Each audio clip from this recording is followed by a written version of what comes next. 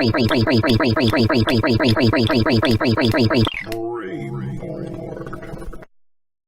fellows, it's your boy, Skim Milk. Sounds so stupid.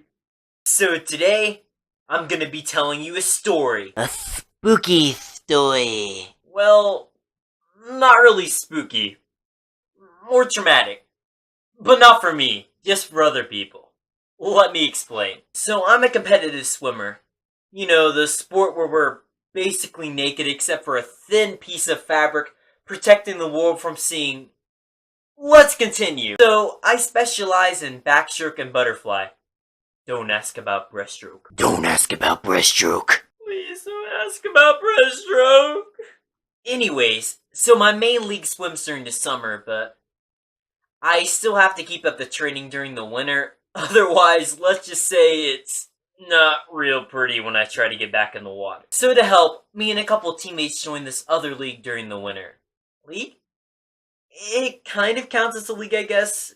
I mean, we practice like 2 to 3 times a week. That was decent, but the meets, oof. So basically for the meets, we just verse the people on our own team since we weren't in a conference. Which is all fine and dandy until you and only 2 other people on the team swim the same stroke.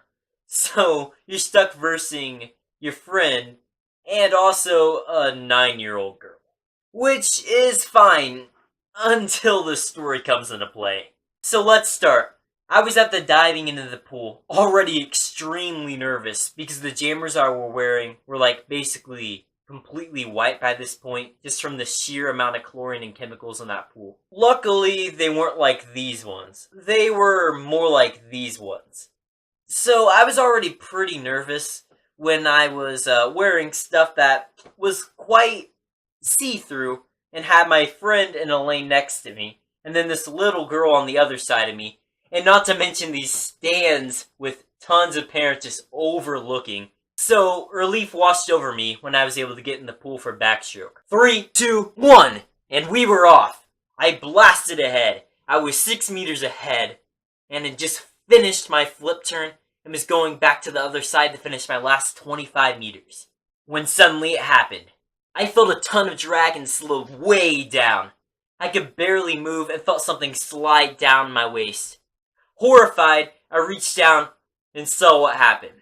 So, I learned that chemicals and elastic bands and jammers do not mix very well. It completely eaten through and broke the jammer band, so they had nothing to hold them up. So they were sliding down, and I had to use one hand to grab it, while the other hand pulled, so my stroke would be like 1, 2, hold. 1, 2, hold.